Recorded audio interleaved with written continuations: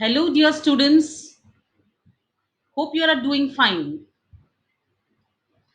This 21st century has indeed revolutionized the history of mankind. It has opened up new avenues, new challenges, and new set of skills that is going to redefine the future. The atmosphere is full of mixed emotions of fear, anticipation, curiosity, inquiry, etc. The response of the society is also varied or mixed. So, with so much of khichdi cooking up all around us, let us now try and understand more about this khichdi or mixtures. So, what is a mixture? A mixture is nothing but an aggregate or a combination of two or more substances that do not react with each other. For instance, the daily morning cup of tea that you drink, the puddles of muddy water that you see around in the monsoon, the mixture of salt and sugar in water, etc. Even the air that we breathe is a mixture of different gases.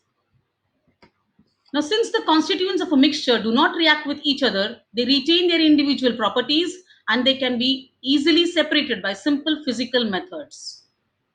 Now, these mixtures are broadly classified into two groups.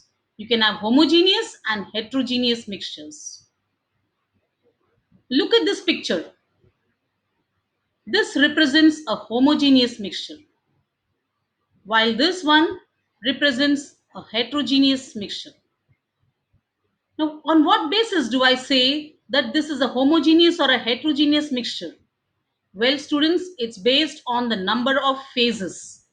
Now, what do you mean by phases? Phases means appearances. In your lower classes, you have learned about the different phases of the moon.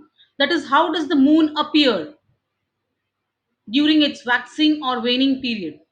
So, similarly, if a mixture appears to be in a single phase or a uniform phase, it is said to be homogeneous, while if it appears to be in two or more phases, that is in different phases, it is said to be heterogeneous in nature. There is also another way of classifying mixtures on the basis of particle size. For instance, if the particle size is less than 1 nanometer, it is said to be a solution. If the particle size lies between 1 and 1000 nanometers, it's a colloid, and having a particle size of more than 1000 nanometers is a suspension. So, muddy water is a suspension. The particles are clearly visible to us through our naked eye. So, we can put these solutions under the mixtures under the two broad classification of homogeneous and heterogeneous. The colloids and suspensions come under heterogeneous mixtures, while the solutions come under homogeneous mixtures. Now, students, we have already studied about colloids and suspensions in class 11. So, this brings us to understanding what are solutions or true solutions.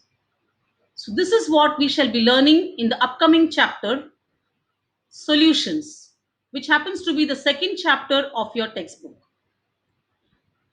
Now, before I move on to the next session, I want you all to recap what is homogeneous and heterogeneous mixture, what are solutions, colloids, and suspensions.